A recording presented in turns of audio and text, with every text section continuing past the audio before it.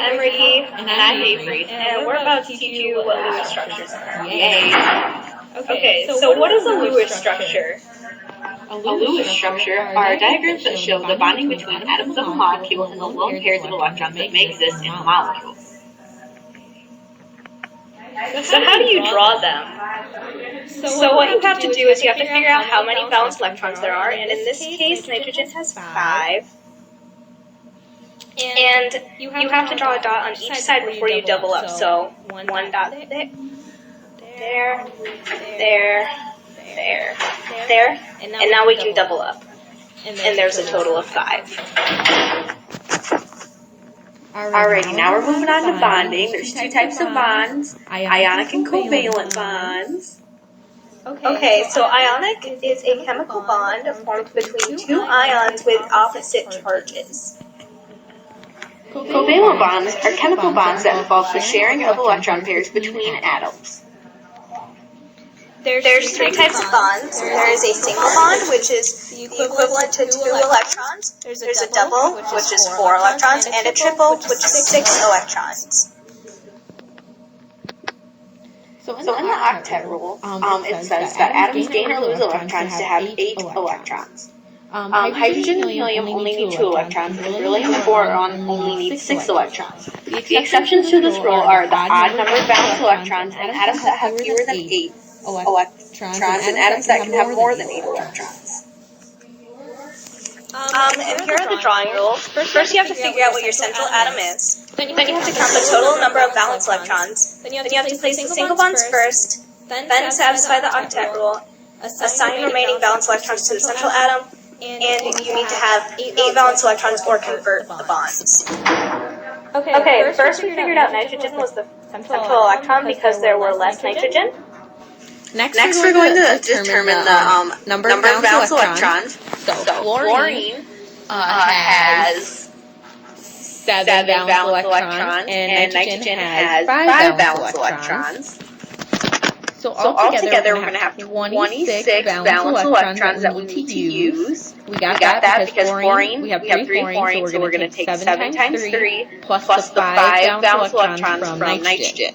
So next we're going to place the single bond. So we'll place one here, one here, and one here. And since each single bond counts for 2, and we did 3 of them, that would be minus 6 from our valence electrons that we have. So now we're down to 20. So now to satisfy the octet rule, we're going to make sure each fluorine has 8 valence electrons. So we're going to place dots around each of them.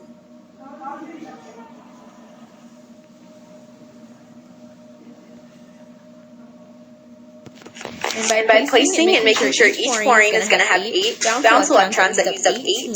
So we're going to take the 20 valence electrons we had before and minus the 18 we just used, which leaves us with 2 remaining valence electrons. And we're going to take those 2 remaining valence electrons and put them on the nitrogen atom.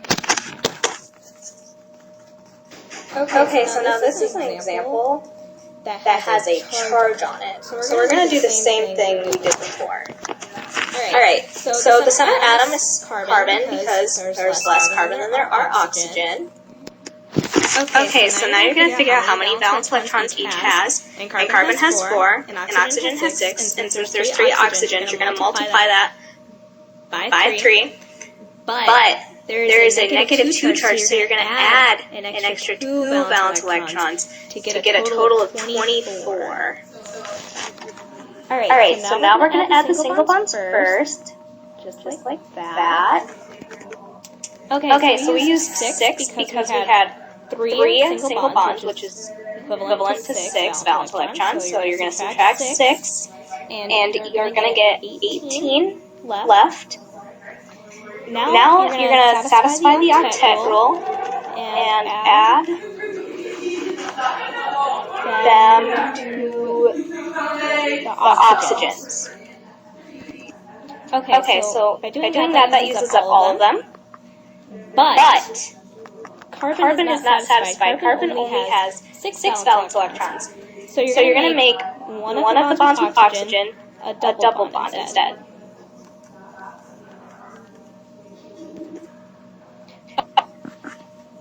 Okay, so now we have to remember that this had a charge of -2. So what you're going to do is you're going to add brackets around to signify that it had a charge of -2. Alrighty, so now we're going to do another example, and this example is going to be of H2O, and hydrogen has a special property where it can never be the center atom, so no matter what, even if there's only one hydrogen, it will never be the center atom. So in this example, oxygen is going to be our center atom. So in total, we're going to have 8 valence electrons. Hydrogen has 1, and there's 2 of those, so that makes 2, and oxygen has 6. So altogether, that's going to be 8 valence electrons, and now we're going to do the single bonds. So we're going to do one here and one here, and that would be 2 of those, which would be -4. So now we're only left with 4 valence electrons.